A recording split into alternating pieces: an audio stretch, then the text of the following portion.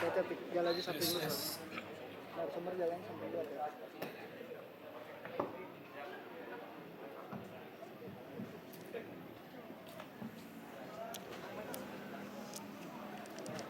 Ini mesin kopi kali ya. Cek cek 1 2. Oke, mungkin mau tes semangat dulu ya. Ini kan udah sore nih. Pengen ngetes nih kira-kira audiens yang ada di sini nih bakal bisa gak sih merhatiin obrolan yang bakal kita sampai di apa kita bahas di depan ini. Obrolan nih teman-teman, ini bukan materi, ini bukan kuliah, ini cuma ngobrol biasa aja. Jadi teman-teman nanti kalau mau nimbrung juga obrolan saya sama kedua narasumber kita yang keren ini di depan, boleh gabung aja.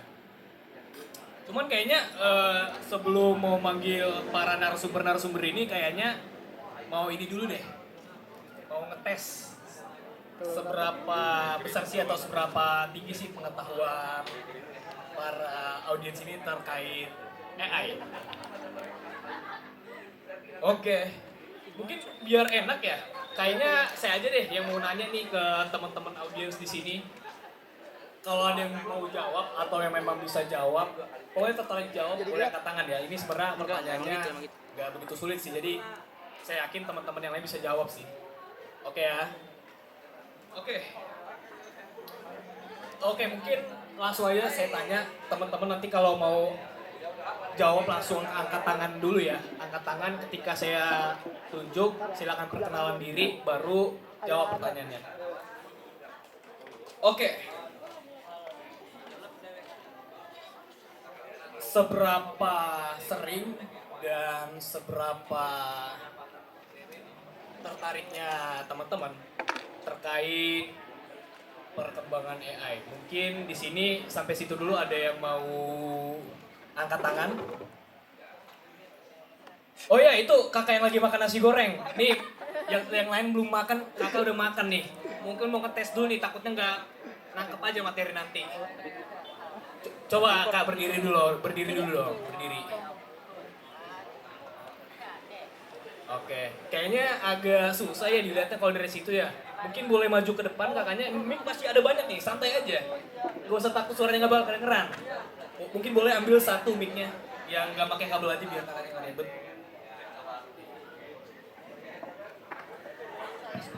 Tes tes. Oke. Boleh perkenalan dulu kak, mungkin namanya siapa? Ya, perkenalan, nama saya Timotius. Ya. Timotius Dipanggilnya? Leari, Timo.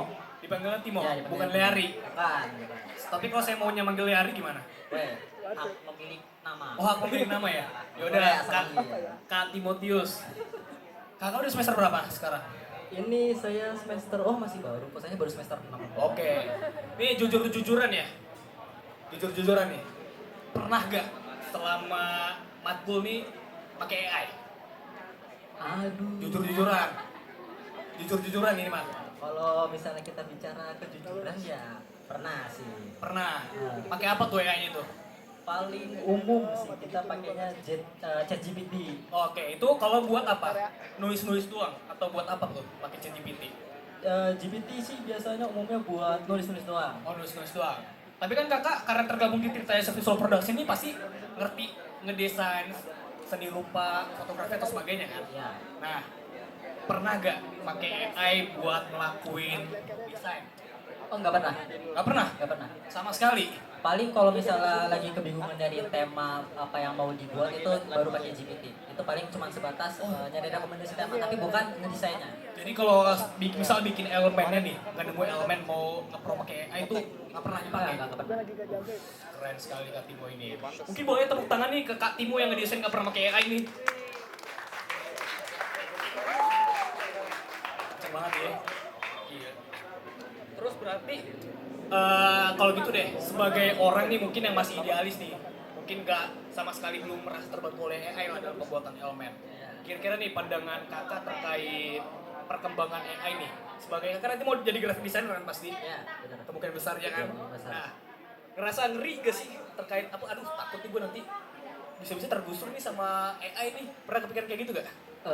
Jujur dulu pernah waktu baru-baru banget AI keluar, apalagi yang waktu itu pernah bikin gambar yang realistis banget itu jujur saya takut banget itu karena kalau misalnya ya kita kan sebagai graphic designer kan tugasnya kan mendesain gitu. Kalau misalnya AI bisa bikin desain itu, berarti kita nggak ada kerjaan dong nanti. Nah itu sempat khawatir. Cuman terus makin lama kelamaan tuh kayak makin nyadar aja gitu kalau misalnya ya perkembangan ini tuh nggak bisa diberhentiin, nggak bisa di stop, pasti bakalan terus berkembang, bakalan terus lebih bagus. Jadi kalau bisa, jadi sekarang sih saya udah ide, ibaratnya kayak idealisnya tuh udah mulai sedikit terkikis gitu ya. Oke, udah berarti kita tuh dan kalau dari boleh saya simpulkan ya, Kak, berarti kita tuh nggak boleh istilahnya tuh apatis ya terhadap perkembangan AI ini. Iya, Kita harus bisa beradaptasi. harus bisa beradaptasi. Oke, oke Kak, karena saya nggak enak ya mau ganggu waktu Kakak lebih jauh lagi dan mungkin kayaknya para narasumber kita yang mau lagi duduk di kursi penonton mungkin juga udah nggak sabar nih mau ngobrol-ngobrol di depan nih sama teman-teman dan juga saya. Dan oke mungkin terima kasih kepada Kak Timotius. Sekali lagi beri tepuk tangan dong kepada Kak Timotius yang udah mulai maju. Oh ya sekali lagi mohon maaf ya itu mungkin nasi gorengnya boleh ya, lanjut dihabisin. Soalnya kalau nggak habis yang makan nih. Oke. Oke, kita udah kenal sama salah satu audiens kita pada sore hari ini. Mungkin saatnya kita kenalan nih sama si narsum kita. Siapa sih kedua narsum kita yang bakal maju ke depan ngobrol kita selama 1 jam ke depan hari ini. Mungkin pertama-tama mau jelasin salah satu dulu kali ya. Salah satu narsum belakang di depan ini yang bakal saya panggil lah. Beliau merupakan seorang seniman. Seniman yang udah berkarya dari tahun 2000-an. Pertama kali dia tampil ke umum itu tuh di ITB Bandung dulu pada tahun 1999. Dan singkat cerita selama tahun 2000-an beliau ini udah sering ikut-ikut pameran-pameran diselenggarakan entah itu oleh dirinya sendiri atau mungkin oleh komunitas lainnya. Dan belum lama ini juga beliau sedang mendirikan suatu komunitas atau komunitas seni lah berupa sanggar, namanya itu Sanggar Walungan yang udah ada sejak tahun 2000. Dan oh ya, beliau ini mungkin prestasi nasional tadi udah cukup banyak saya sebutin, tapi ada lagi yang menarik dari beliau. Beliau ini udah pernah go internasional, teman-teman. Dulu pada tahun 2011-an dulu, beliau ini pernah pameran di Hanoi, ibu kota dari Vietnam. Nah mungkin teman-teman udah penasaran kali siapa sih yang dari tadi saya bahas nih, mungkin kayaknya kalau gitu udah saya panggil ke depan aja kali ya. Saya persilakan kepada Mas Agus Iwan Rusliawan. Silakan maju Mas Agus.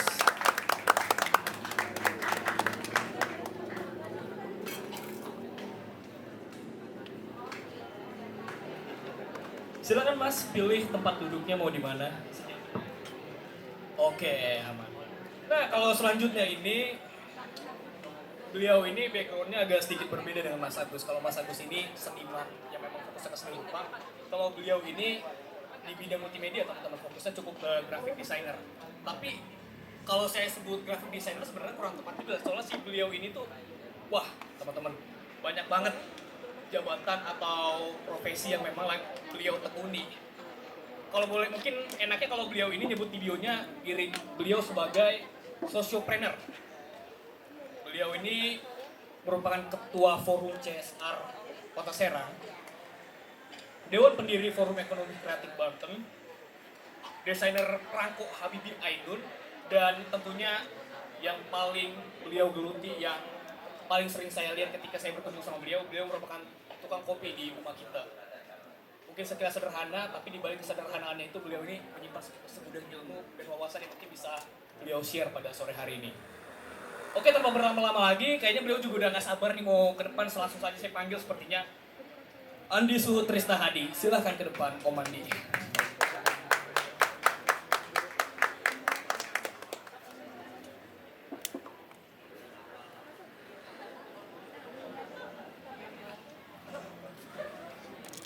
Silahkan mungkin Om dipegang mic-nya agar suara Om bisa terdengar ya di kuping penonton kita nih. Oh ya kalau mungkin Om masih ngerasa capek dan mau tes suara dulu, mungkin ada baiknya minum dulu nih. air yang udah disediakan panitia. Udah aman Om ya. Oke, mungkin kalau gitu sebelumnya saya mau nanya dulu kali ya. Ini mohon maaf mengganggu waktunya Om dan Mas yang mungkin memang sudah saya tahu dengan segudang jabatan pengalaman yang saya sebutkan tadi memang mungkin udah pasti sangat sibuk lah saat ini. Tapi ya kita nih mahasiswa nih, para mahasiswa khususnya ya dari komunitas Tirta Visual Production atau mungkin anak muda lain yang saat ini sedang bergabung dengan kita mungkin tertarik nih buat diskusi sedikit, sharing-sharing pengalaman dan juga wawasan khususnya di bidang AI ini karena kan dari sekian banyak profesi dan keahlian yang dimiliki oleh Om dan Mas kalian sebagai graphic designer atau juga seniman pasti kedua profesi ini ada punya jalan tengah atau middle ground sebutannya itu oleh AI atau artificial intelligence pastinya kan adalah sedikit ngaruhnya mungkin ke Om dan juga Mas yang mungkin udah menggeluti kedua profesi ini dari tahun 2000 dulu bahkan sebelum AI ini ada. Nah kira-kira mungkin mau minta pandangannya dulu sebentar mungkin kepada Mas Agus dulu kali ya sebagai seniman nih.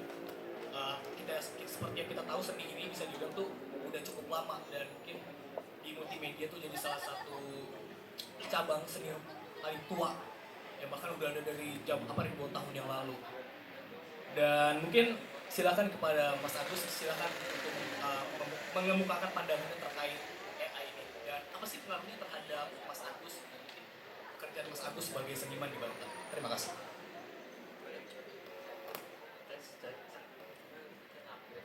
Baik, terima kasih.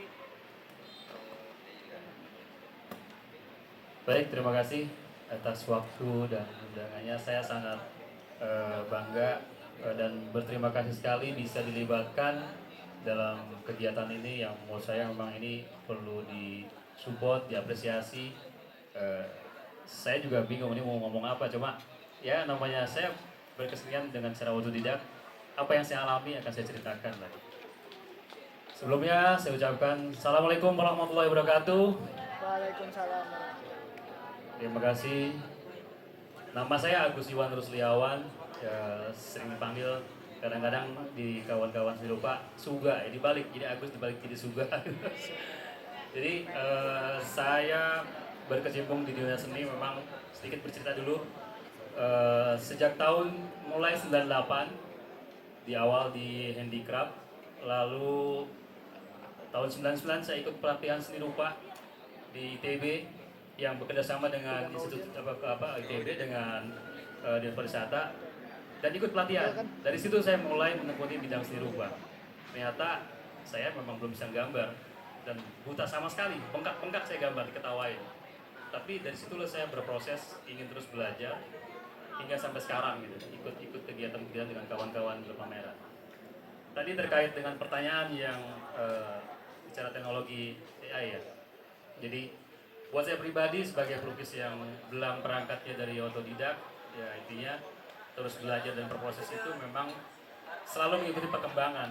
Teknologi itu buat saya memudahkan dalam hal pekerjaan, dalam informasi apapun. Jadi buat saya selama kita mau berekspresi, berkreasi, terus berkarya terus, intinya tidak ada batas sesuai dengan kemampuan. Saya rasa teknologi itu kita ikuti juga menjadi manfaat buat saya pribadi sebagai pelaku seni.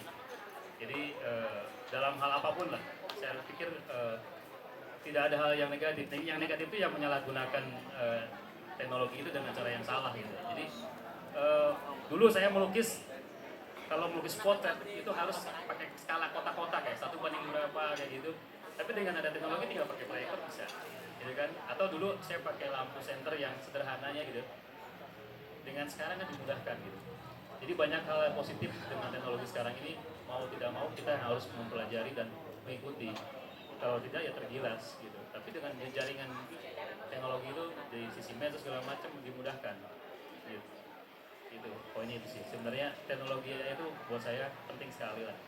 Ada hal yang memang bermanfaat sekali buat saya sebagai pelukis dan banyak belajar sisi positifnya dimudahkan. Itu. Baik, terima kasih atas jawabannya Mas Agus. Tapi saya jadi tertarik nih sama pandangan Mas Agus. Berarti Mas Agus meskipun memang seniman yang memang masih menggunakan metode tradisional juga sebelumnya, kalau berkarya tuh tetap menerima ya perkembangan zaman, perkembangan teknologi Oh ya, itu pasti harus. Sebagai pelaku seni harus kita ngikut berenang. Tapi saya mau minta pandangan Mas Agus nih kira-kira. AI ini sekarang tuh salah satu fiturnya itu bisa membuat orang lain nih, ya memang mungkin belum bisa lah atau belum punya pengalaman dalam seni, tapi AI ini bisa membuat orang tersebut meniru atau membuat karya yang itu benar bagus, tapi itu beneran menyerupai dan bahkan memplagiasi style Mas Agus. Nah kira-kira kalau seandainya Mas Agus menemui fenomena seperti itu atau orang yang seperti itu, pandangan Mas Agus gimana? Apakah Mas Agus ada perasaan mungkin agak negatif mungkin karena orang tersebut, karena mungkin orang ini bisa-bisanya meniru karya Mas Agus tuh cuma dengan hitungan detik gitu, cuma dengan hitungan AI. Lalu Mas Agus sendiri udah susah payah atau menggunakan style Mas Agus sendiri 3 tahun. Nah kira-kira kalau menurut Mas Agus gimana? Kalau menurut saya orang yang menjiplak ya atau plagiat yang emang hanya meniru, kalau buat saya sebagai pelaku seni atau penggiat seni memang harus dituntut banyak kreatif. Jangan pernah takut kehilangan sesuatu, atau kalau udah bicara karya hak cipta itu beda lagi ya caranya. Tapi kalau bicara berkreasi, saya rasa selama itu tidak mengganggu ranah atau apa ya, sebagai hak cipta sih mungkin gak ada masalah. Tapi kalau udah kaitan hak cipta itu bisa ada problem. Kita juga perlu mengingatkan atau dengan cara, kalau udah sampai jalur hukum kan kita ada. Tapi menurut saya sebagai pelaku seni, saya berpikir selama kita mau kreatif terus berkarya, berinovasi, mengikuti perkembangan, nggak ada masalah ya. Tapi kalau kaitan dengan hak cipta itu beda lagi caranya gitu. Jadi nggak ada masalah ya. Jadi karya kita digemari orang dengan mungkin ada perbedaan, walaupun kemiripan pasti ada. Kalau kita berkarya sesuatu misalkan satu objek yang sama, dimodifikasi tetap akan berbeda lah gitu. Saya pikir nggak ada masalah. Jadi sekalipun style yang meniru style yang dimiliki Mas Agus ketika melukis itu nggak masalah? Iya, nggak masalah. Justru dituntut saya untuk lebih kreatif. Tapi kalau udah bicara hak cipta udah beda gitu. Ada ranah yang berbeda gitu bicara. Oke, terima kasih Mas Agus atas jawabannya cukup komprehensif dan mudah dimengerti lah oleh saya, dan juga saya yakin juga teman-teman mengerti. Dan mungkin sekarang kita beralih nih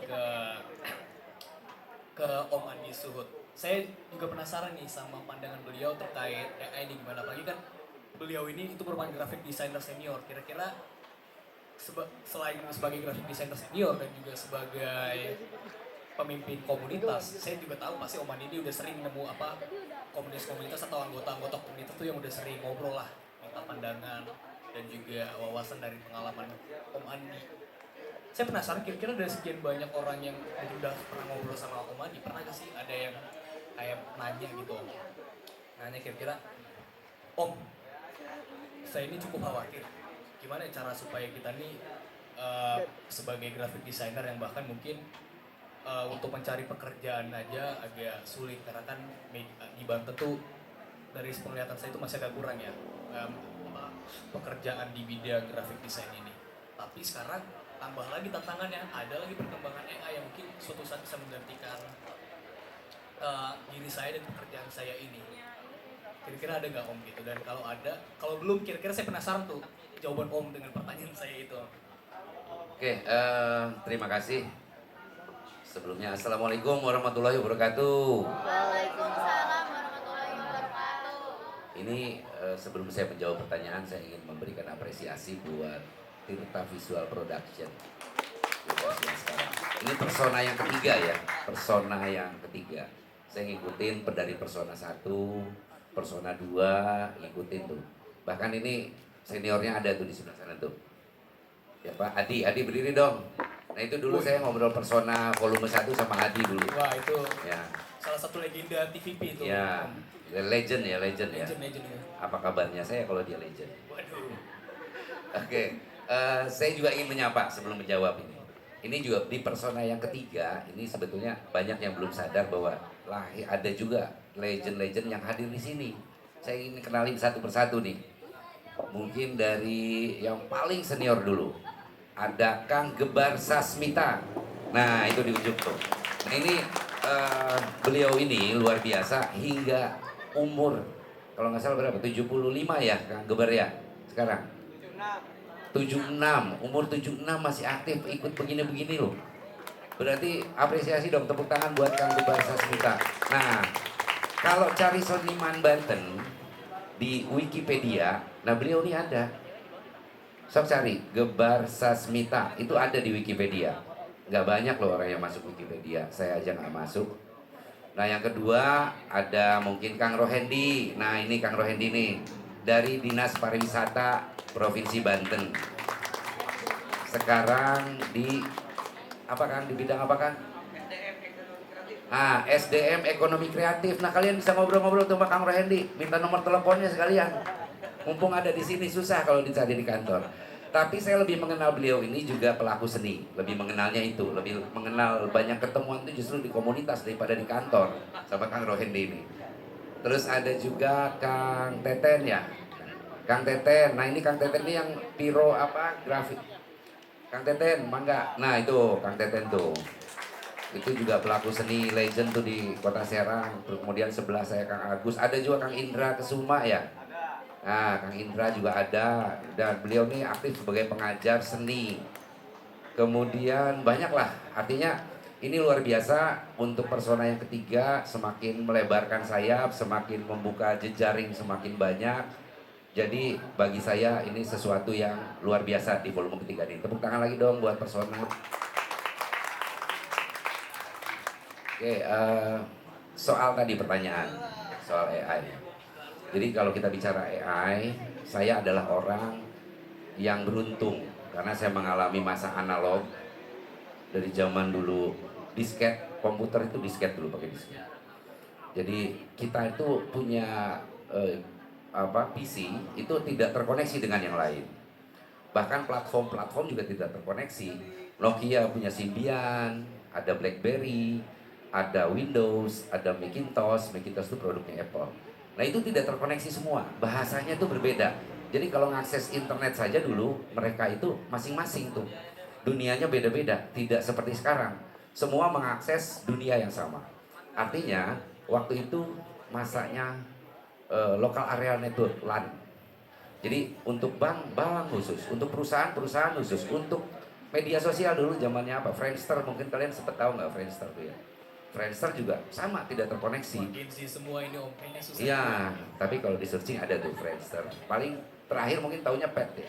Pet mungkin sempat ya SD ya, zaman SD. Nah itu dulu komputer itu tidak terkoneksi. Kalaupun dia terkoneksi, dia melalui local area network. Jadi hanya jaringan yang ada di scope mereka saja. Nah kemudian saya juga mengalami yang namanya teknologi clouds. Clouds itu saat LAN-LAN ini dijadikan satu, itu jadi clouds computing. Clouds computing, jadi mereka komputasi awan. Jadi untuk media sosial semuanya terkoneksi. Contoh dari perkembangan clouds itu, dulu ada Twitter, Facebook, dan media sosial lain itu. Mereka tuh penasaran sebetulnya pengguna Twitter itu gimana ya karakternya. Apa pengguna Facebook juga sama nggak ya pengguna Twitter? Nah mereka nih nggak mau ngobrol, gengsi dong. Twitter sama Facebook, sebenarnya mereka saling ingin tahu. Lalu hadirlah teknologi clouds. Di situ sinkronisasi mulai terjadi. Artinya dia nggak mesti nanya ke Twitter, Facebook nggak mesti nanya ke Twitter. Data lu kayak gimana? Nggak. Sama juga Twitter juga nggak usah nanya. Upload aja mereka di satu di clouds. Akhirnya mereka tersinkronisasi. Oh, user gua ternyata punya akun juga di Twitter. Mereka baru mulai tahu tuh clouds. Kemudian ada juga clouds yang untuk misalnya kayak sistem penerbangan, aplikasi untuk misalnya kayak Traveloka itu kan terkoneksi banyak tuh di cloud. Dia dengan hotel, dengan penerbangan, dengan payment gateway dan lain sebagainya. Nah ini clouds. Mulai itu dunia terbuka. Nah sekarang clouds ini yang banyak itu, tapi dia mengkoneksikan LAN ya. Sekarang ada blockchain. Nah, teknologi blockchain itu udah there is no place to hide, tidak ada tempat bersembunyi lagi di digital. Artinya semuanya terkoneksi. Dari blockchain ini lahirlah pertama kali itu apa? Cryptocurrency. Nah, cryptocurrency ini kenapa sih uangnya nggak ada tapi punya nilai? Nah ini karena ini sudah terkoneksi, semua bisa mengafirmasi sesuatu di situ. Sama halnya kita mengafirmasi emas. Kalau ada aja satu negara yang tidak mengakui emas, bahwa itu adalah logam mulia, di emas itu nggak akan ada harganya. Problemnya emas menjadi mahal itu karena dia diafirmasi oleh seluruh dunia. Nah, begitupun kripto. Nah, dari kripto berkembang karena ini menjadi sebuah apa ya? Jadi gini, kalau clouds dulu ada servernya di Silicon Valley. Twitter punya server, Facebook punya server. Nah, kalau sudah blockchain itu nggak ada secara fisik tuh server nggak ada. Karena data ini semuanya menjadi sebuah satu data. Tinggal bagaimana kita menarik data ini menjadi sebuah informasi. Teknik menarik ini lahirlah AI. Jadi AI itu meniru cara berpikir otak kita. Kalau saya tanya sekarang, Michael, rumahnya di mana? Dia akan langsung jawab. Benar ya? Tidak ada jeda waktu dia untuk, nah itulah. Jadi sistem saraf manusia ditiru oleh AI dengan rangkuman data yang ada di internet itu, di digital, itu langsung dia tarik dengan teknologi yang namanya kuantum, teknologi computing, quantum computing. Jadi teknologi komputer kuantum yang dia memiliki kecepatan berpikir sekian juta triliun, berapa ya, billion itulah. Jadi kecepatannya sudah tidak lagi bisa dibandingkan dengan kalau komputer biasa dia butuh berapa tahun untuk mengenkripsi, dia hanya butuh 1-2 menit atau 1-2 detik. Ini luar biasa. Jadi dia nggak lagi ada server, dia tidak perlu berkomunikasi dengan server. Dia hanya menyatukan seluruh informasi yang ada yang diinput. Nah, ini tanpa sadar kita sebetulnya data itu sendiri. Kita menginput melalui teks, melalui upload foto, melalui interaksi. Nah, itu diinput dan mereka learning. Makanya di AI itu ada 3 yang kita gunakan kayak ChatGPT dan sebagainya, itu untuk AI. Ada lagi machine learning. Nah, machine learning ini seperti yang kalau apa ya, machine learning itu kalau teknologi yang dipakai untuk sensor-sensor gitu, mendeteksi kayak misalnya voice to text, text to voice. Nah, itu machine learning. Ada lagi namanya deep learning. Nah, ada 3 tuh deep learning. Nah, kalian Google aja itu perbedaannya, tapi dua-duanya itu bagian. Jadi urutannya AI, machine learning, deep learning. Nah, sekarang dengan kondisi yang pertanyaan tadi, kondisi seperti itu, eksistensi kita sebagai pelaku ekonomi kreatif dampaknya apa sih?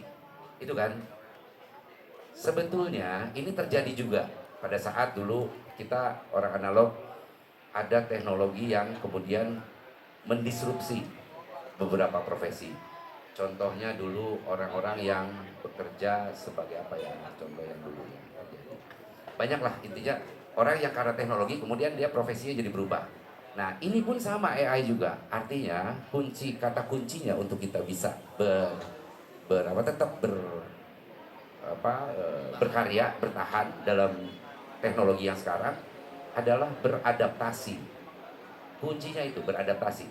Kayak Kang Agus melukis, tadi pertanyaannya kemudian lukisannya, gaya lukisannya bisa ditiru oleh AI. Tapi untuk penikmat seni, sisi humanis itu nggak akan tergantikan.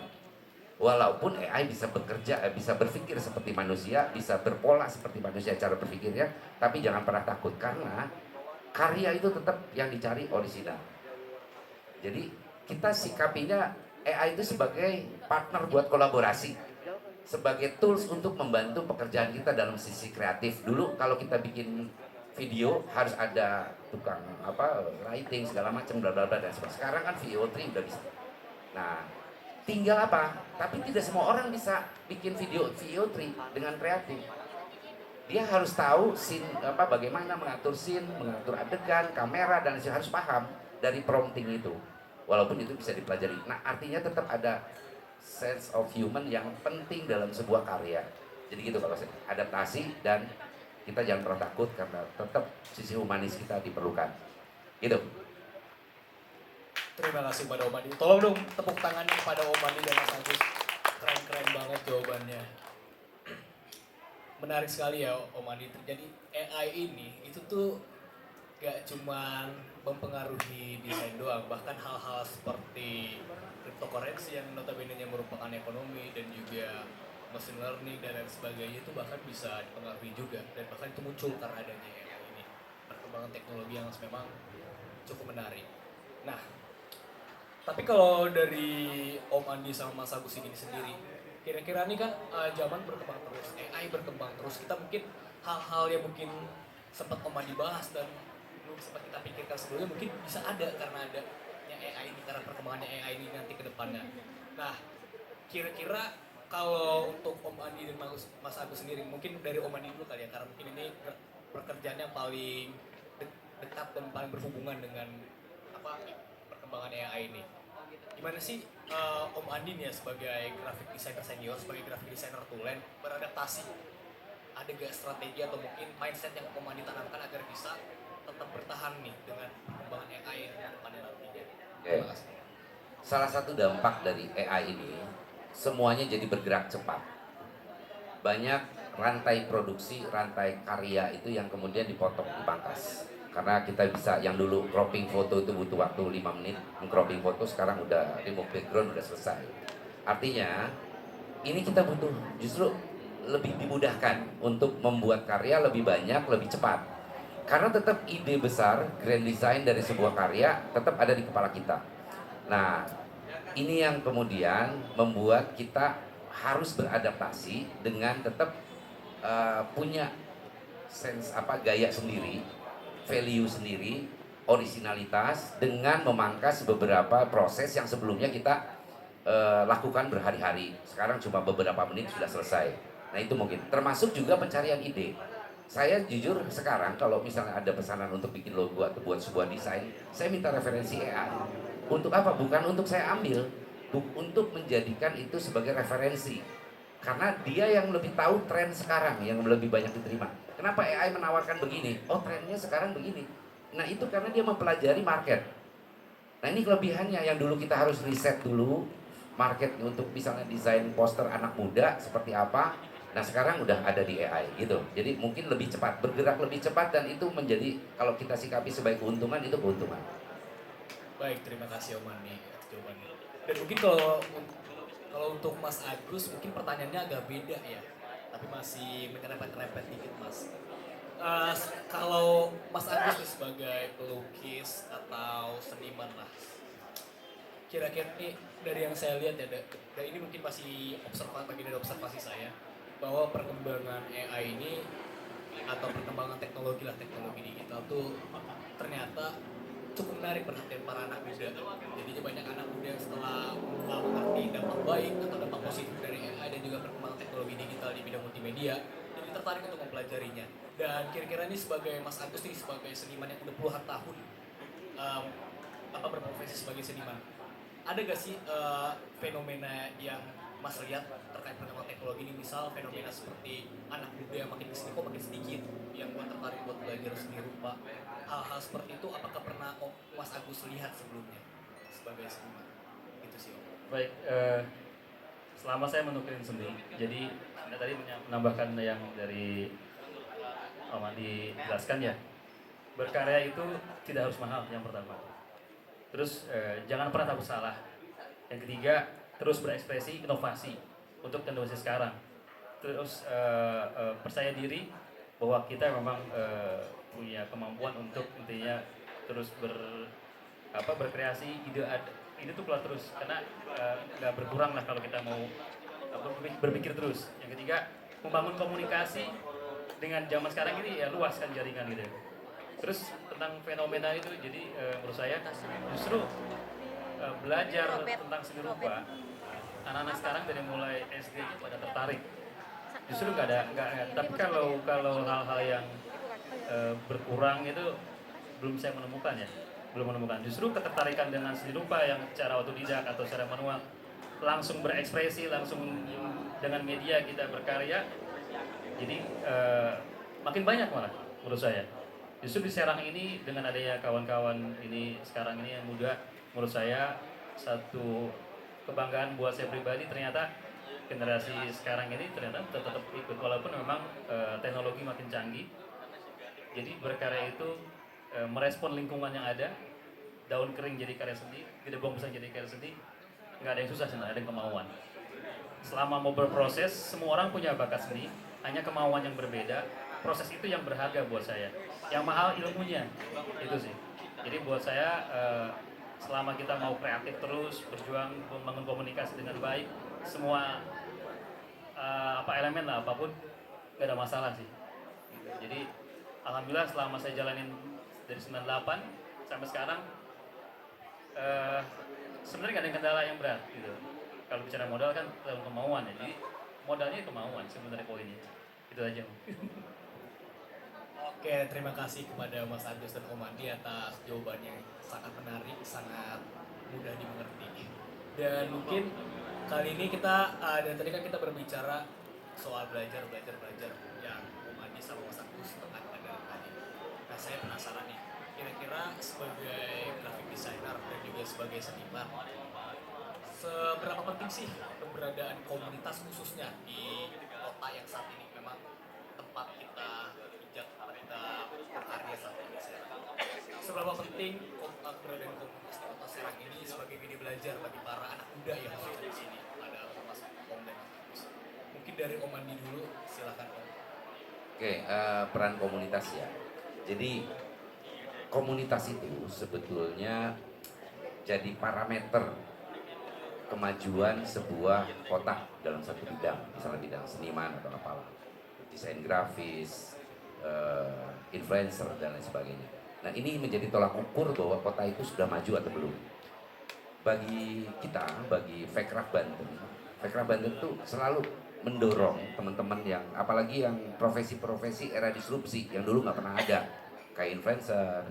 Kemudian di sini juga ada Kang Nagarjuna, Muhammad Nagarjuna. Nah, ini ketua EMAF, Electronic Music Audio Production Banten. Tepuk tangan dulu dong buat Nagar baru datang.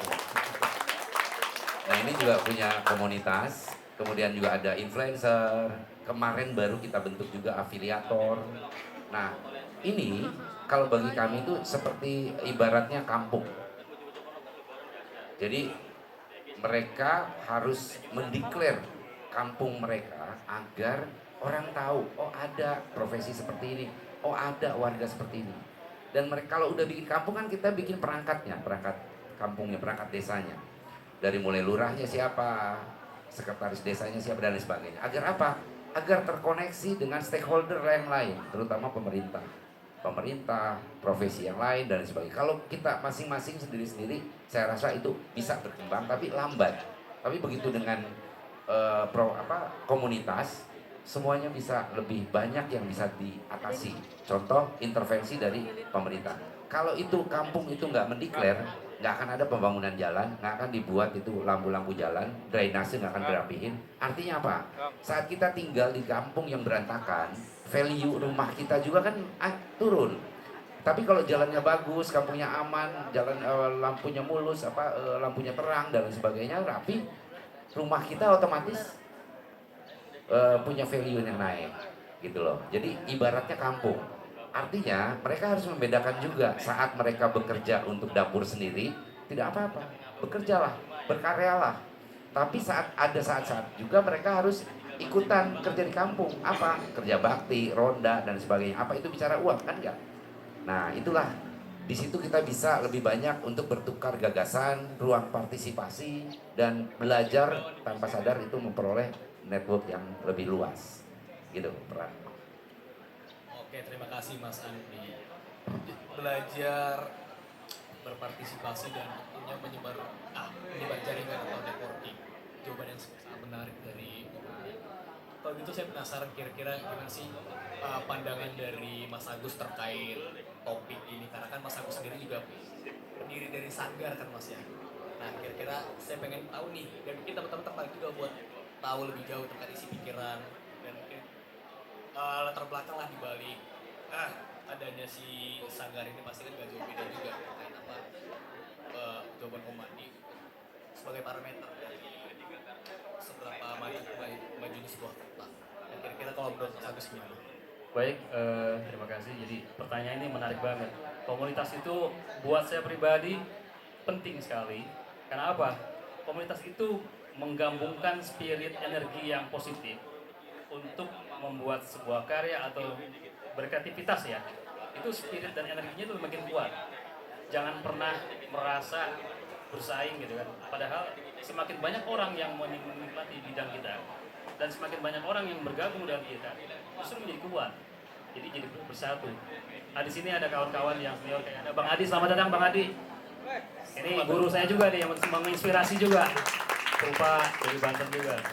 Jadi berkomunitas itu buat saya satu, berbagi ilmu, sharing. Ada yang hal-hal belum kita pelajari, dengan berkomunitas kita jadi tahu. Gitu. Ditambah dengan jaringan medsos yang sekarang ini makin meningkat. Jadi berkomunitas itu perannya menarik lah, bagus lah. Jadi kayak ibarat kalau sapu disatukan jadi menarik kan gitu. Justru jadi kekuatan. Makanya saya pernah punya mimpi, barusan saya ngobrol, saya bikin sentra jajanan seni rupa, itu belum pernah ada di Serang gitu. Menurut saya itu menarik. Alhamdulillah saya dipertemukan dengan Bang Andi ini, dari dulu pengen ketemu sebenarnya.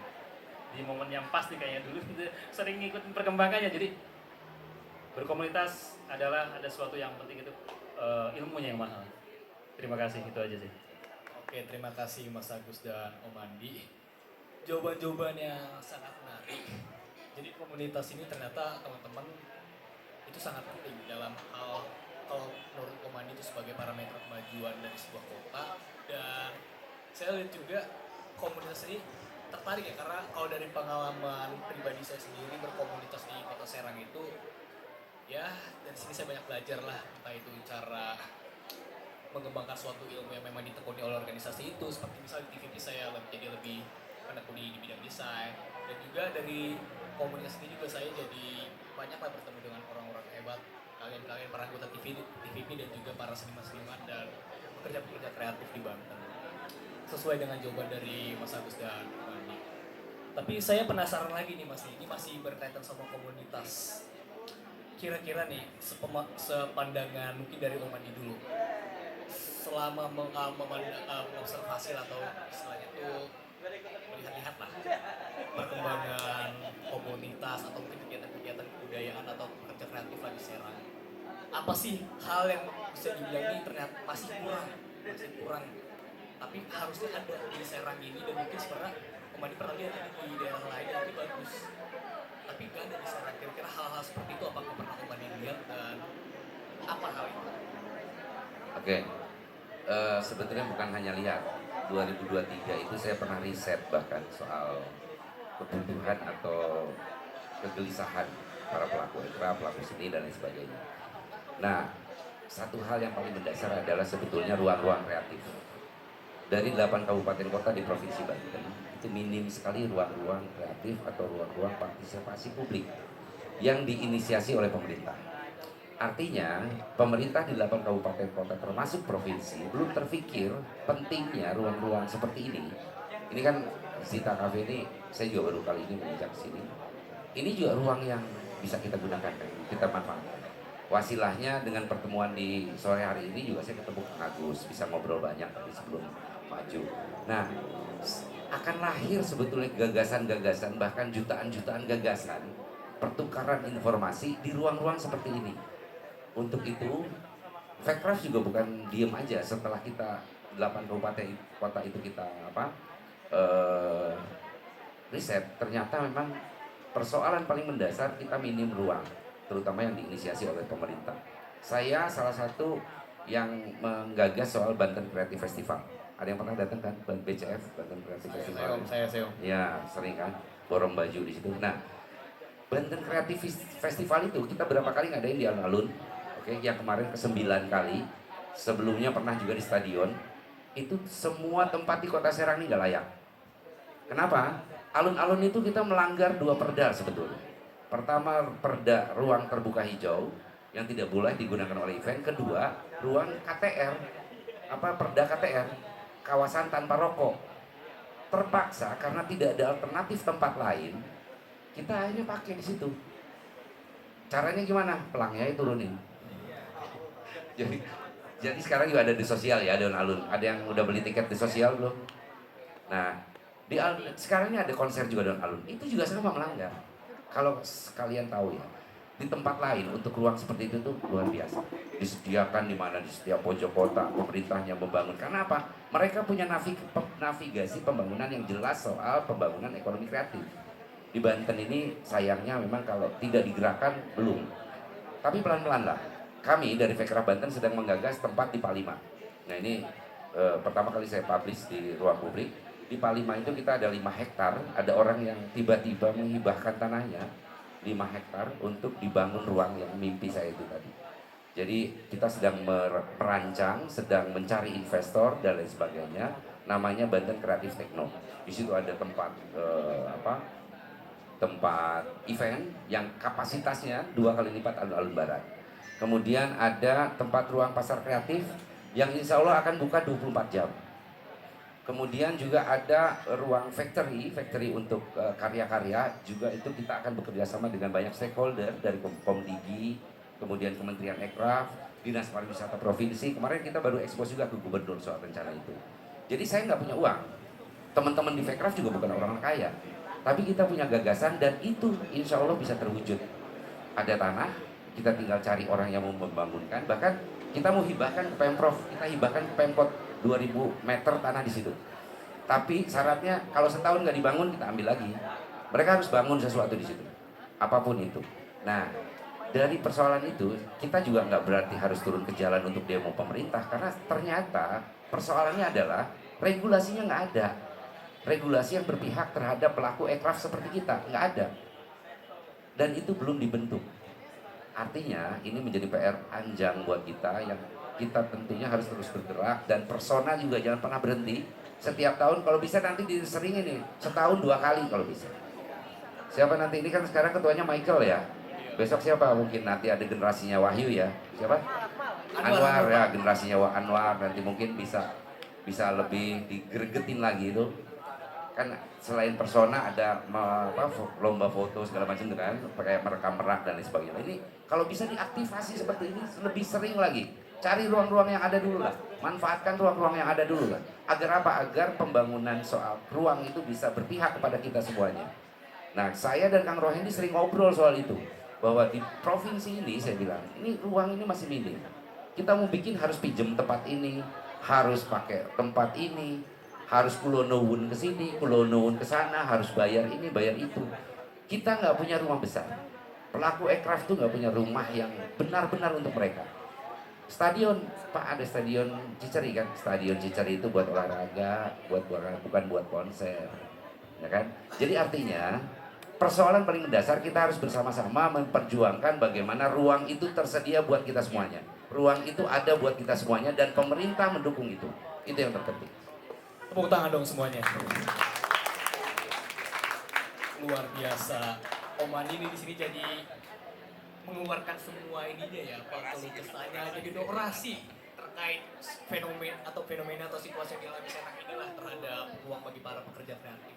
Nah kalau gitu mungkin dengan topik yang nggak begitu beda, saya penasaran nih terkait pandangan Mas Agus nih sebagai seniman terkait ruang kreatif lah di Kota Serang ini.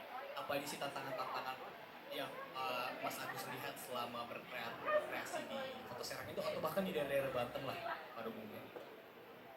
Selama ini sih tantangannya justru dari diri kita sendiri. Kenapa dari kita sendiri? Tantangannya kalau kita mau berkolaborasi atau merespon ruang, kalau kita nggak punya karya, juga kita nggak mau kemauan yang untuk berkembang, sulit. Tapi di Serang ini banyak sebenarnya ruang-ruang yang bisa direspon. Jadi ya tadi, berkarya tidak harus mahal, berkarya itu harus merespon lingkungan. Nggak ada kendala sebenarnya. Kendalanya itu sekarang ini yang terasa mungkin kurang kompak misalnya. Ya, itu kan, itu harus satu frekuensi, kita merangkul kawan-kawan yang satu visi, satu frekuensi, energinya sama, semangat yang sama, insya Allah sih. Membangun komunikasi dengan baik, nggak ada kendala sebenarnya menurut saya sih. Selama ini ya kendalanya mungkin yang sederhananya ya tadi, kurang bersatu lah. Itu aja sih. Sementara ini itu yang menurut saya jadi bagaimana supaya menyatukan ide-ide gagasan gila lah, merespon ruang-ruang banyak ya, dengan kayak gini kan merespon ruang kafe gitu kan. Apapun lah, kalau seniman itu tidak perlu mewah, tapi kalau sudah merespon apapun jadi sebuah, itu jadi menarik, jadi indah gitu. Intinya itu jadi petarung lah. Kalau ada petarung harus memang berjuang dengan cara apapun mencari solusi yang baik. Apalagi bicara kesenian memang luas ya, tergantung individunya arahnya kemana. Tapi kalau sekarang ini menurut saya memang ya harus terus berkreasi, berinovasi. Ruang-ruang itu pasti ada. Itu. Terima kasih. Terima kasih juga Mas Agus. Jadi hal-hal yang saya pelajari dari kedua topik tadi ya, yang saya berikan kepada Om Andi juga Mas Agus, sebenarnya integrasi itu penting teman-teman. Jadi nggak bisa kita nyalahin pemerintah doang dan juga menyalahkan ruang yang tidak ada yang disediakan oleh pemerintah. Tapi kalau dari diri kita sendiri tuh kita punya karya, kita nggak punya sesuatu yang bisa kita perjuangin, yang bisa kita kasih, kita vokasiin lah ke pemerintah. Jadi kedua-duanya itu ya sifatnya harus berkesinambungan, harus saling ada gitu teman-teman. Menarik banget ya teman-teman ya, dari sebenarnya kita yang awalnya bahas AI nyerempet-nyerempet ke media bagi para pekerja kreatif Serang. Ini minta maaf juga ya ke core acara ya kalau agak menyerempet-nyerempet di topik soalnya ini kita kayak ngobrol biasa aja, soalnya menarik banget sih sebenarnya topik-topik ini nih.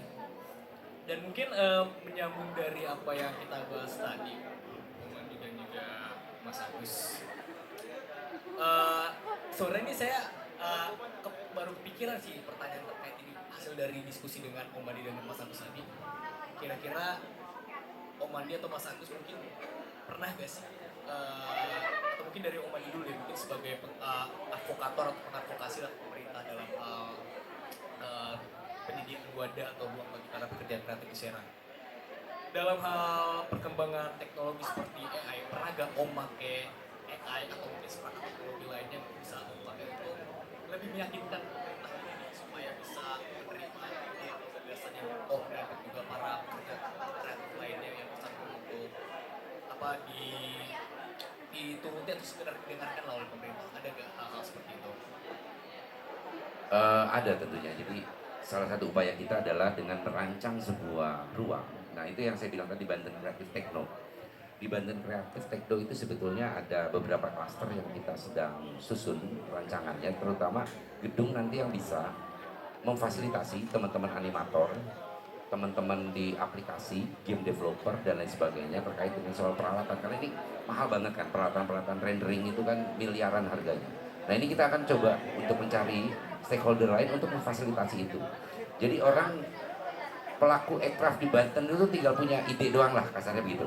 Tinggal punya ide, mereka bisa kerjakan di Banten Creative Techno dengan biaya yang sangat tidak, artinya bukan biaya komersil. Mereka hanya membiayai kasarnya listrik dan kebersihan misalnya begitu. Jadi ini yang kita coba pancing melalui sebuah fasilitasi dari apa yang kita gagas itu, Banten Creative Techno. Disitulah bisa kita memproduksi karya, kita bisa mengekspos karya kita, mengkolaborasikan ide kita dengan pihak-pihak lain, kemudian juga mengamplifikasi pergerakan teman-teman ini menjadi sebuah gerakan yang kalau bisa nasional lah. Kenapa saya bilang nasional?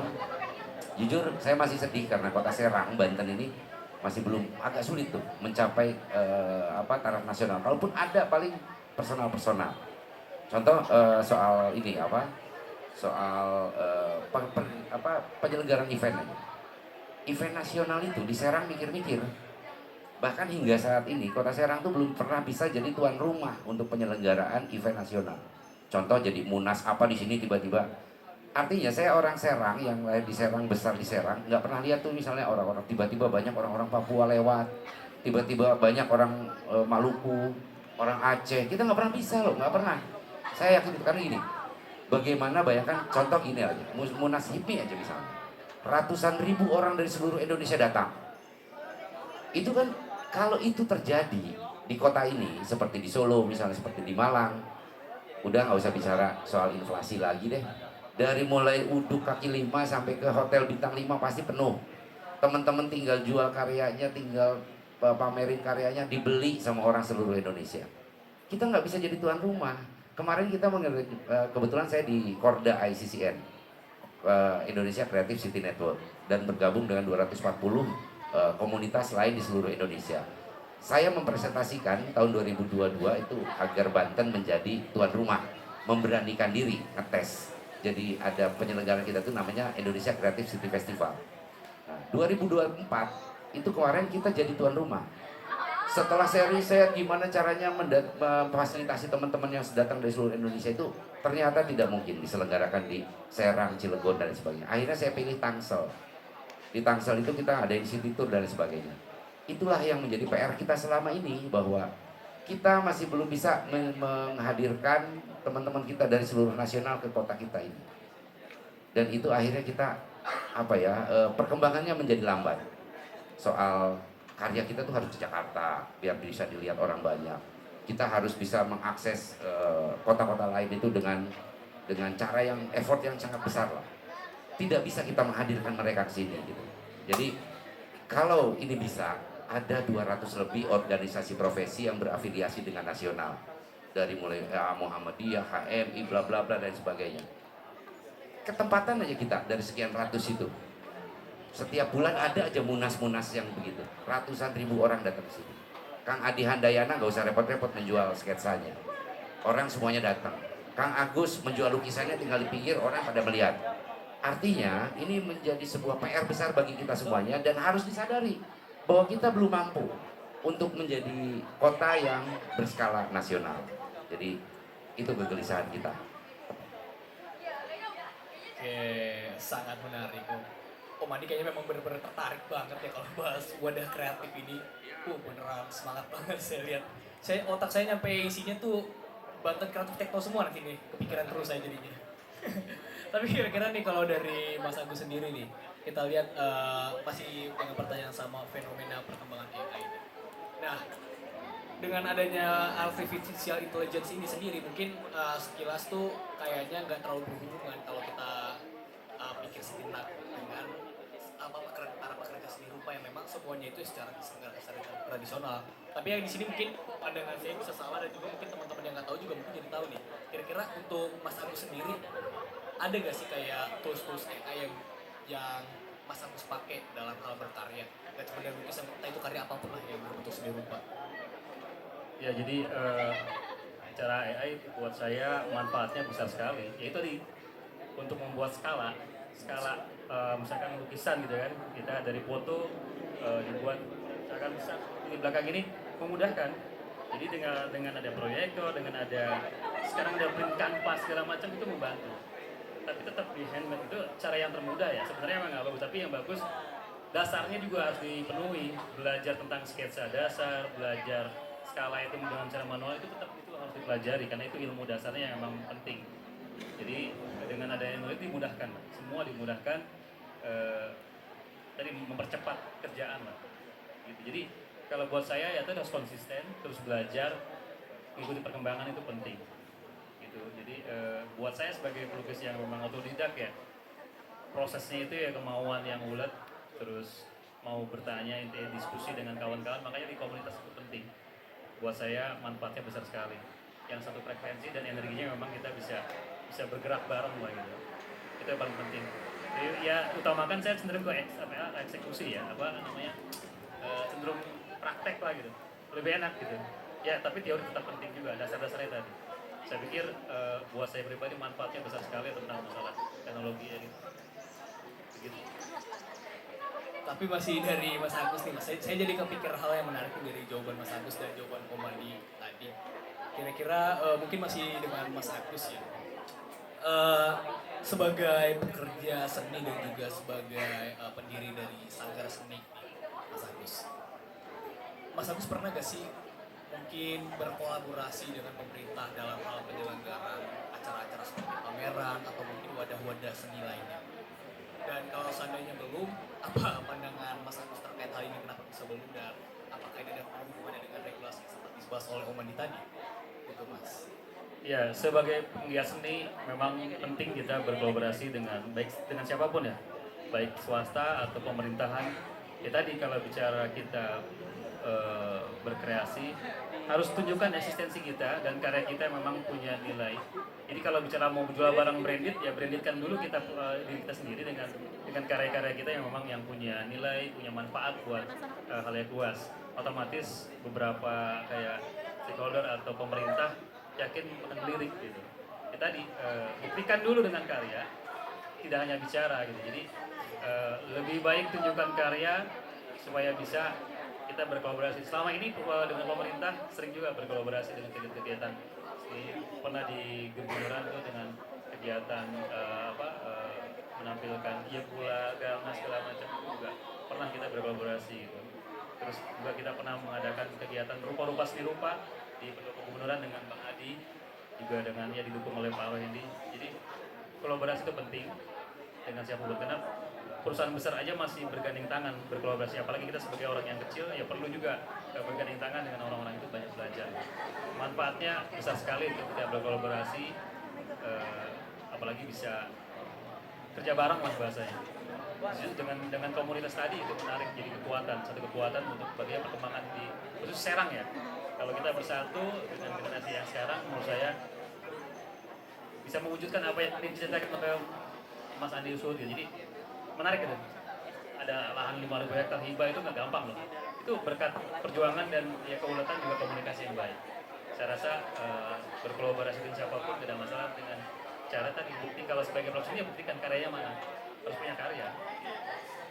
Itu modalnya kemauan, komunikasi yang baik, konsisten, inovasi, tanpa harus takut dengan teknologi yang sekarang. Justru memang teknologi harus kita ikuti dan menggunakan. Terima kasih. Oke, jawaban yang sangat jelas daripada Mas Agus.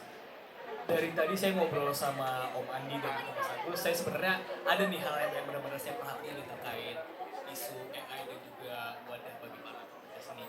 Kalau Om Andi di sini saya lihat lebih mengkritisi dalam hal wadah yang disediakan oleh pemerintah dan juga regulasi yang memang mungkin itu belum ada yang benar-benar mendukung dengan pekerja kreatif.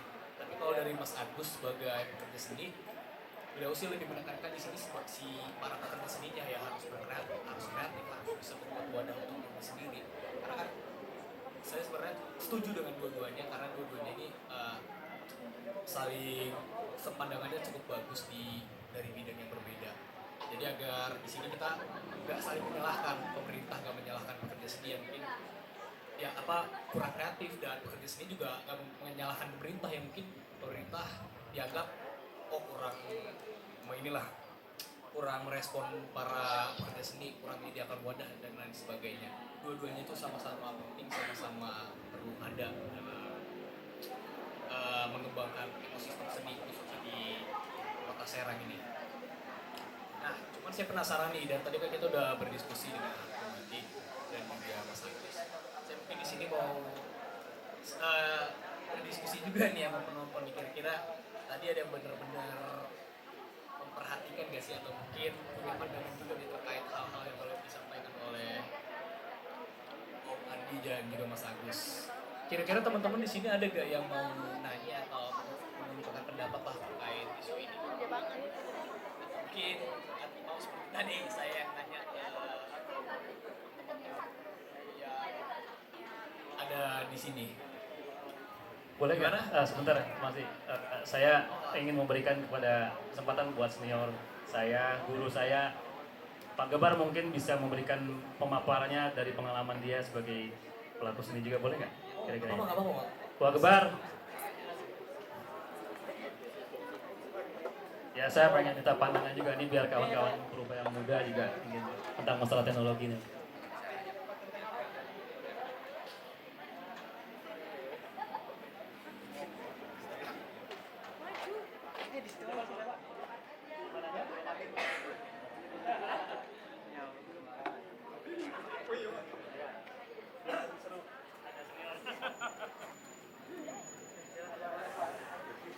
Biar lebih seru, ada senior nih biar dikenal juga. Ini guru saya juga nih buat saya gitu. Jadi penting juga wejangannya atau pengalamannya perlu didengar karena saya banyak belajar dari beliau.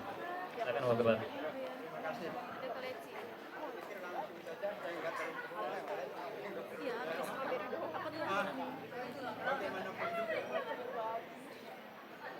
kayaknya itu ada kuota per hari. Ya, bagaimanapun juga teknologi, kemajuan teknologi itu adalah sesuatu yang kita nantikan bahwa itu ada hari ini, gitu ya. Kalau itu ada hari ini tentang kemajuan teknologi, mulai dengan kata-kata AI dan lain sebagainya, kenapa nggak kita manfaatkan, ya kan? Itu tentunya itu layak dan kayak mungkin juga wajib di zaman ini, wajib untuk kita manfaatkan, ya kan? Yang penting dalam hal ini kita tahu ketika kita ngomong sebagai seorang seniman, ya kan, bagaimana dia eksistensi dia sebagai seorang seniman itu tetap jangan dihilangkan gitu.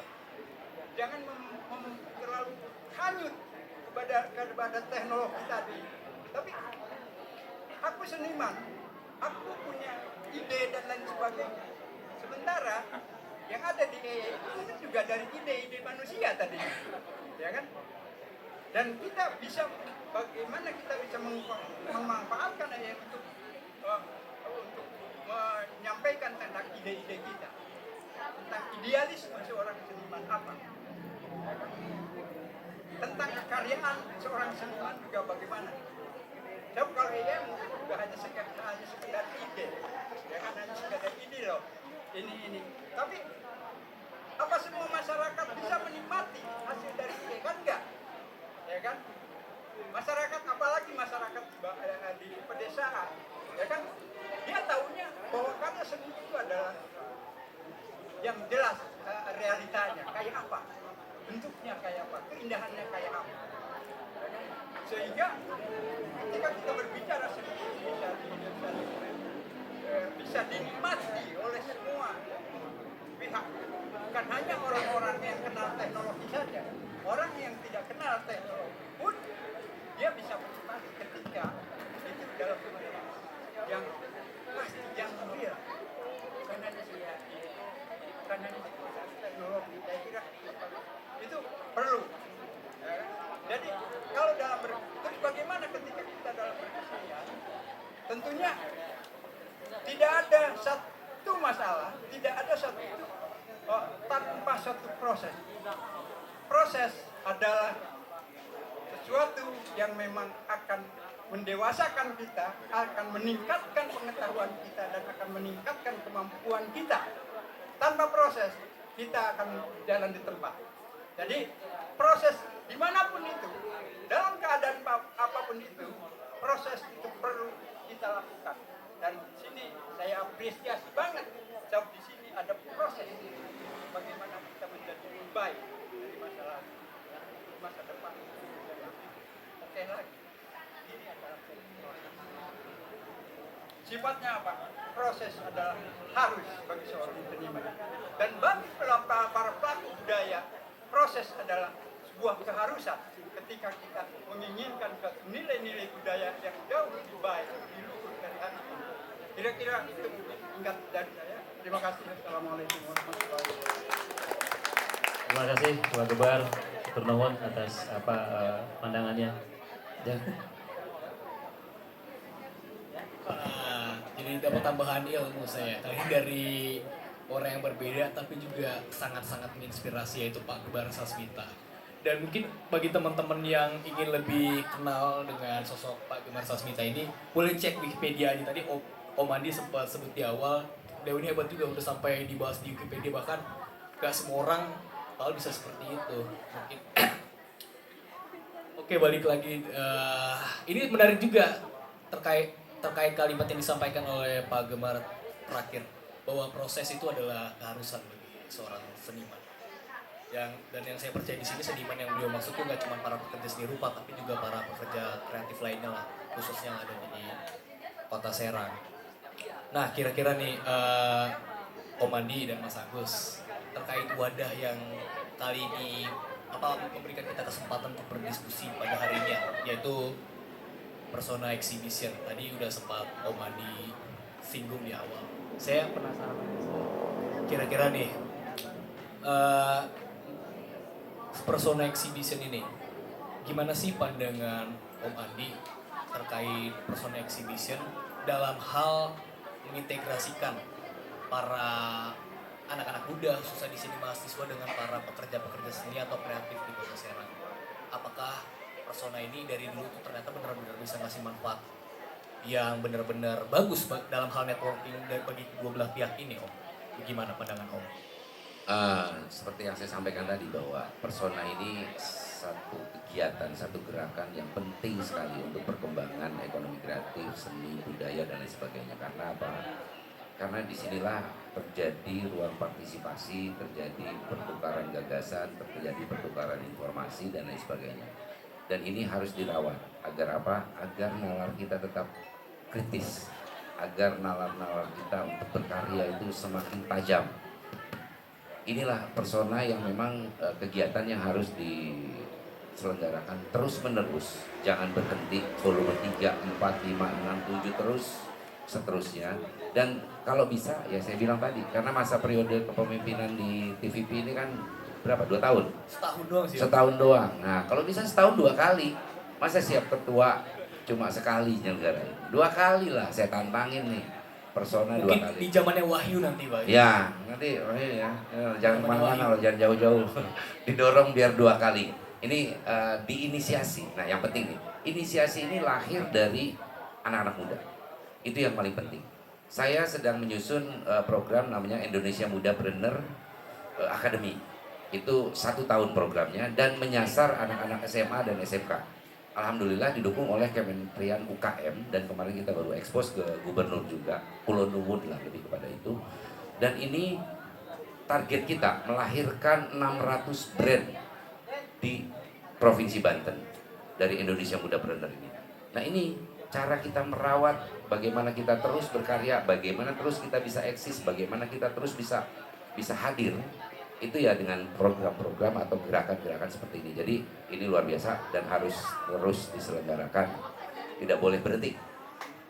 Makasih Om atas semangat bagi kita semua yang anggota tim TV. Nah kalau dari Mas Agus gimana? Mas Agus kan mungkin baru pertama kali ya tahu kalau oh ternyata persona itu ada loh.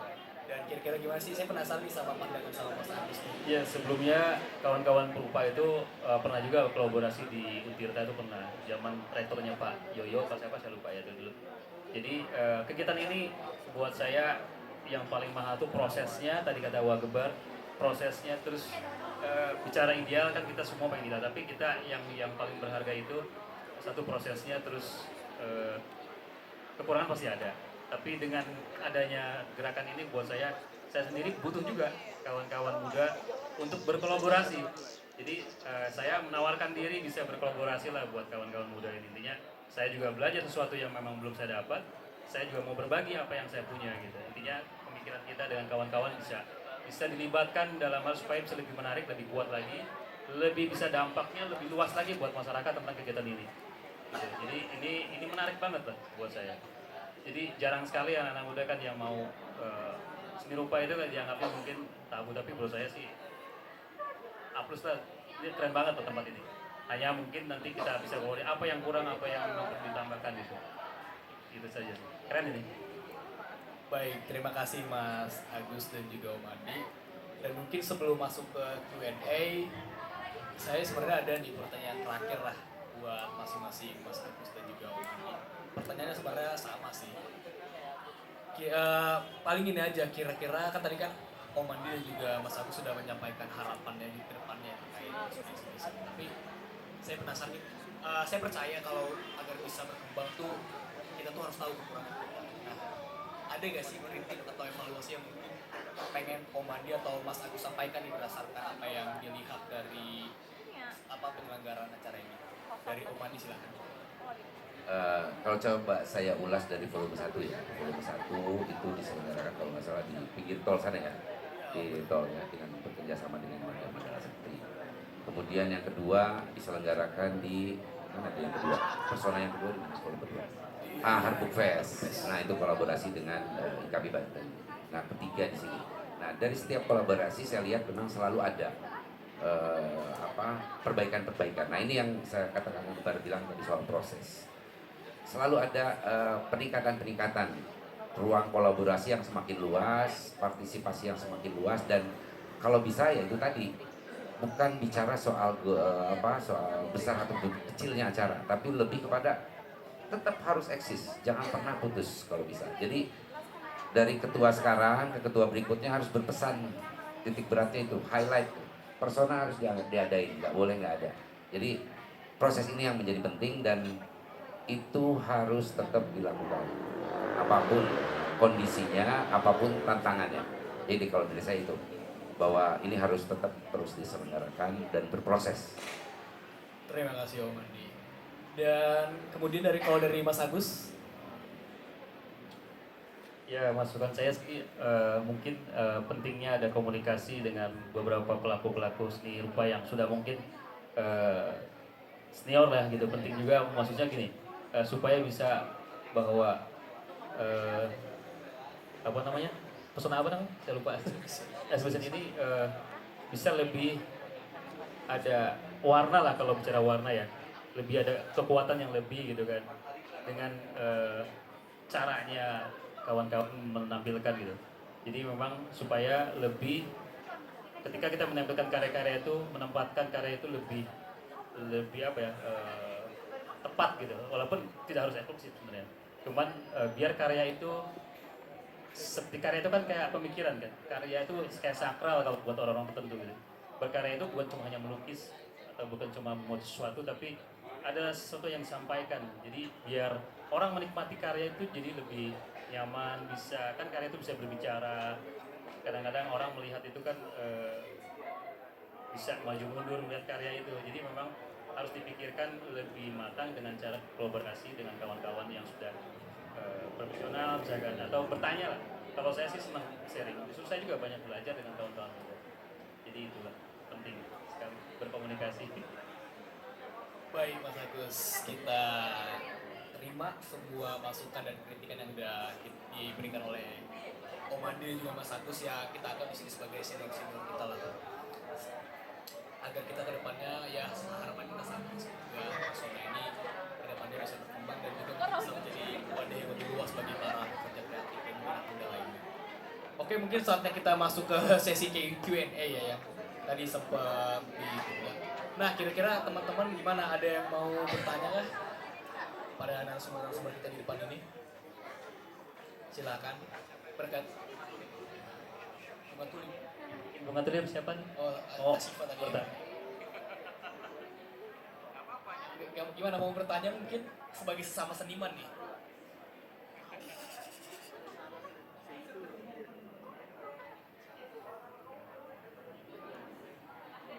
Mungkin masih agak malu-malu kali Mas. Mungkin kalau teman-teman yang lain gimana, ada yang mau bertanya? Oke, silahkan Mas Dendi.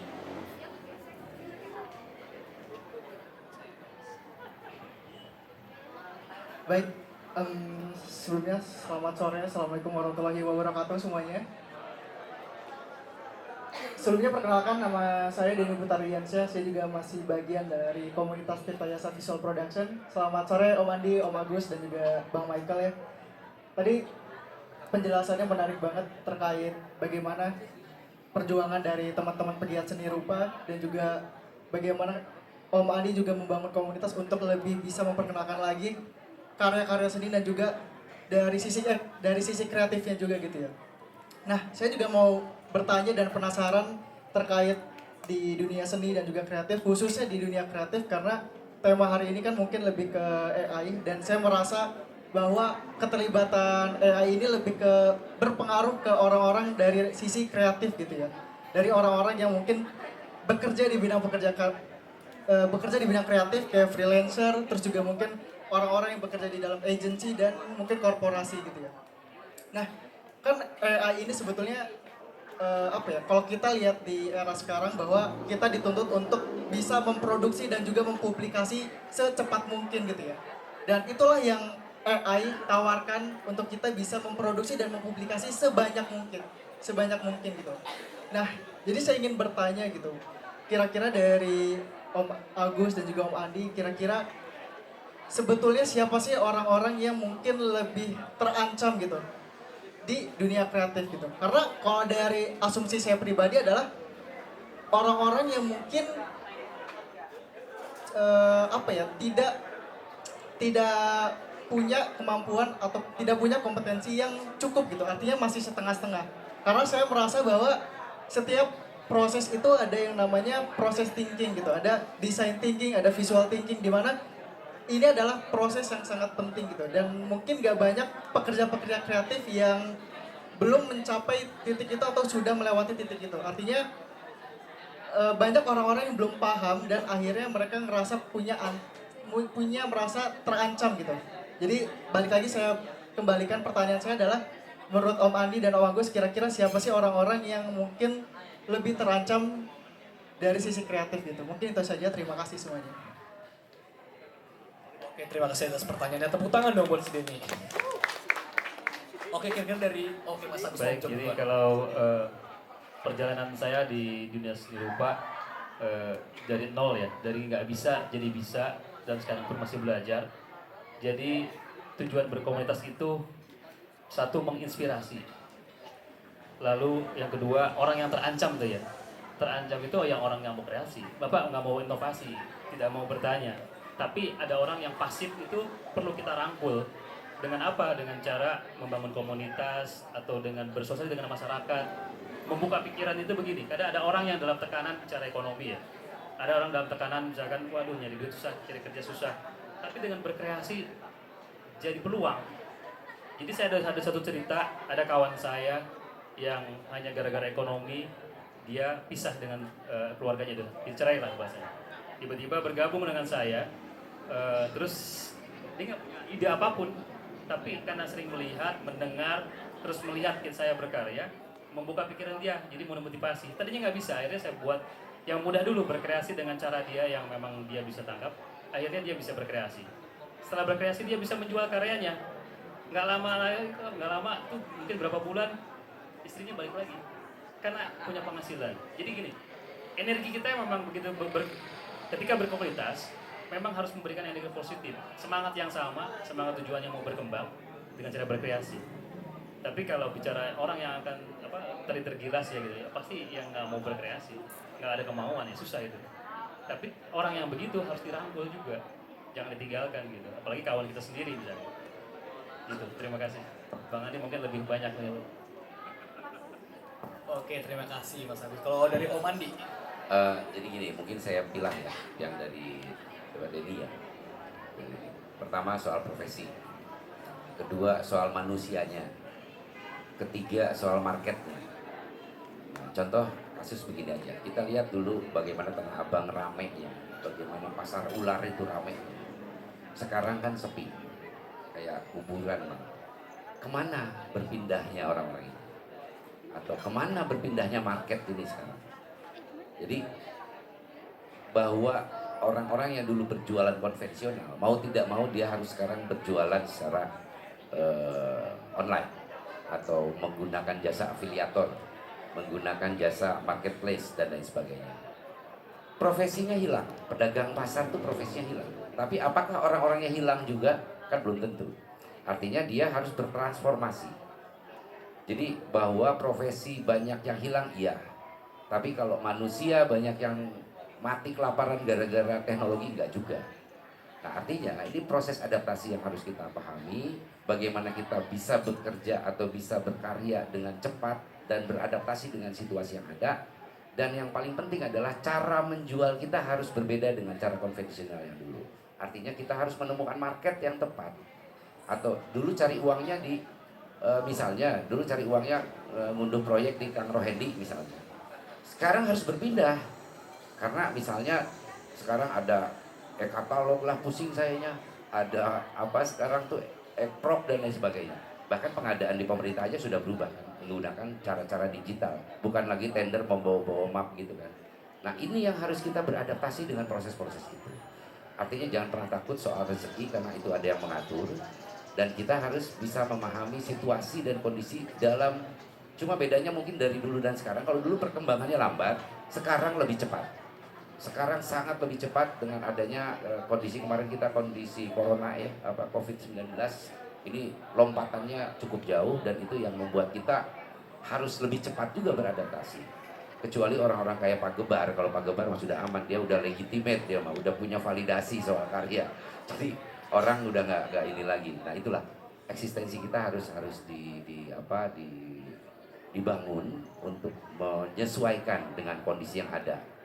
Yang dulu cara jualannya konvensional sekarang harus bisa bertransformasi ke jualan yang lebih lebih up to date. Gitu mungkin dari saya. terima kasih Om Andi.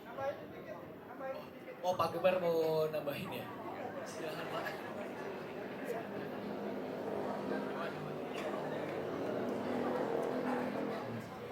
Terima kasih. Ya kita coba memanfaatkan ruang ini ya. Ah, kalau tadi ditanyakan bahwa apa dalamnya apa yang terancam ya? Siapa yang terancam dengan adanya teknologi yang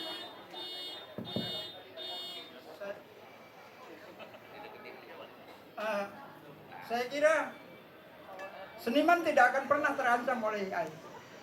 Coba apa? Seniman punya ide, punya gagasan, sementara AI adalah rekaman dari sebuah ide, ya kan? Jadi dia satu hal yang barang bukan sesuatu yang baru gitu loh. Sementara seniman itu bisa menciptakan sesuatu yang baru. Karena itu seniman tidak akan pernah adanya kemajuan. Hanya mungkin dengan kemajuan teknologi itu kita memanfaatkan itu untuk tadi soal pasar dan sebagainya. Ekonom mungkin bisa terancam dengan kalau dia tidak menguasai AI. Tapi kalau seniman saya kira tidak akan terancam. Dia punya ide. Dan idenya juga bisa dijual kepada ini. Benar nggak Pak? Iya kan? Tidak akan pernah. So, itu tadi. Dia tidak punya ide. Ya kan? Tidak punya ide. Soal tadi pemasaran dan lain sebagainya. Saya kira seniman juga tidak perlu tahu banyak tentang. Saya kira kalau umpamanya pemasaran atau bikin katalog dan lain sebagainya. Masa yang kita nggak punya teman? Tolong dong bikinkan EKTP-nya, e-katalognya, ya kan? Tolong dong ini, tolong dipublikasikan lewat digital ini. Aku hanya bisa berpikir tentang gagasan, tentang sebuah imajinasi yang baru ini. Jadi saya kira bagi seniman-seniman, saya kira tidak perlu riskan dengan adanya kemajuan teknologi. Itu aja mungkin dari saya. Banyak terima kasih. Terima kasih, Wakbar.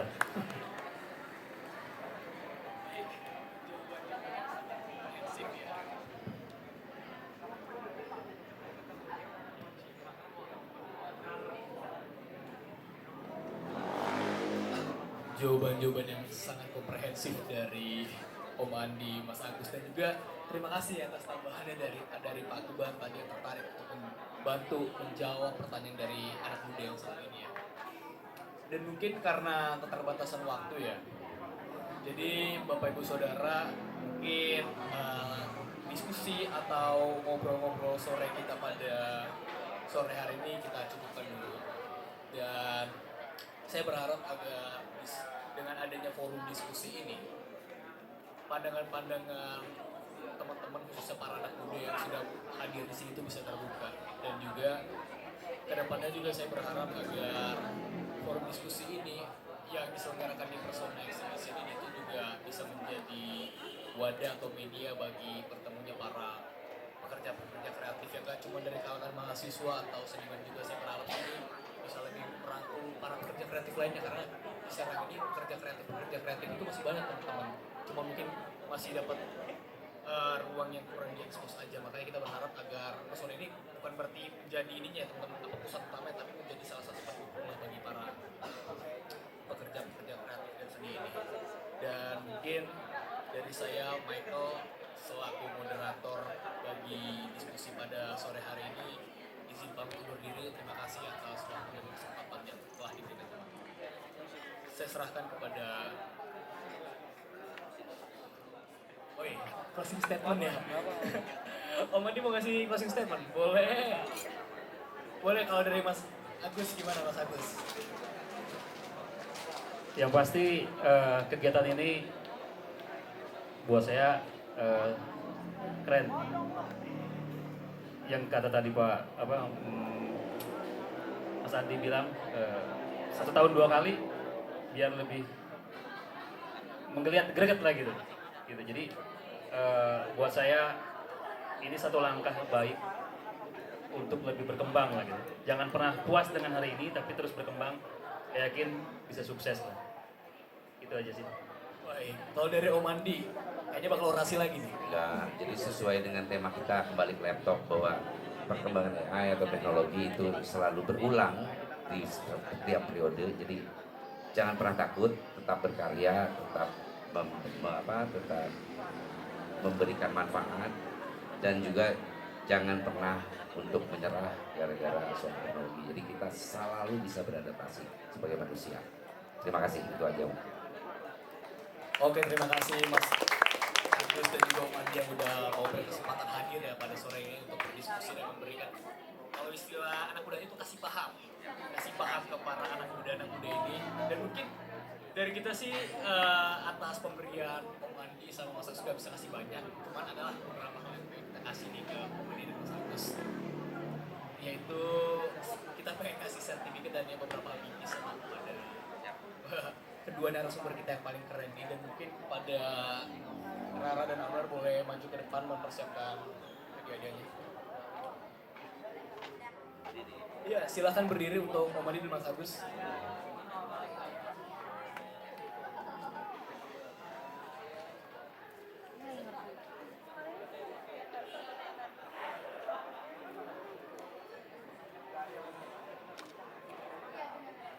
Oke, mungkin dari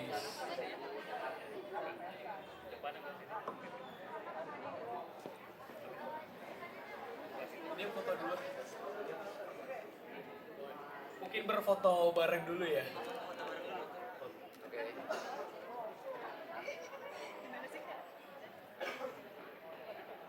Ya, di kamera ya.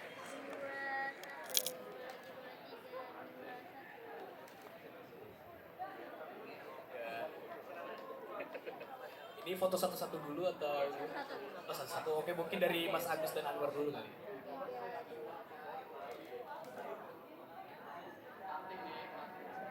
Jangan lihat kecil dan besarnya Mas Agus, lihat kita yang apalagi ada merek Wardah di sponsor kita yang paling keren juga di acara ini.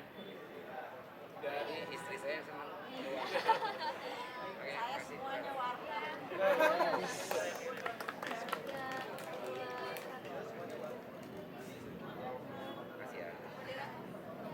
Oke, moderator nggak ketinggalan juga ya.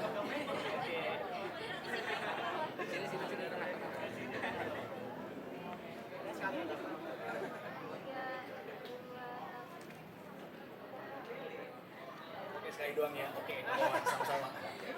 Oh, boleh. Sekali lagi makasih kepada Mas Agus dan juga Om Andi yang udah ngasih kesempatan buat berdiskusi pada kita anak muda hari ini. Yes. Terima kasih banyak. Terima kasih Om Andi. Terima kasih semuanya ya. Oke, mungkin sekali lagi sebelum saya serahkan ke MC, saya pamit undur diri sekali lagi. Jadi saya Michael gak nyesel dari pilih jadi moderator karena ternyata dapat sertifikat juga, lumayan bikin saya jadi agak isinya dikit.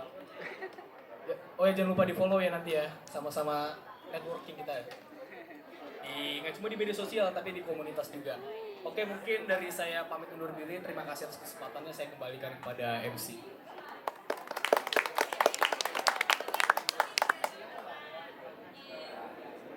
Terima kasih banyak sebelumnya untuk Kak Michael yang telah menjadi moderator pada talk show kali ini.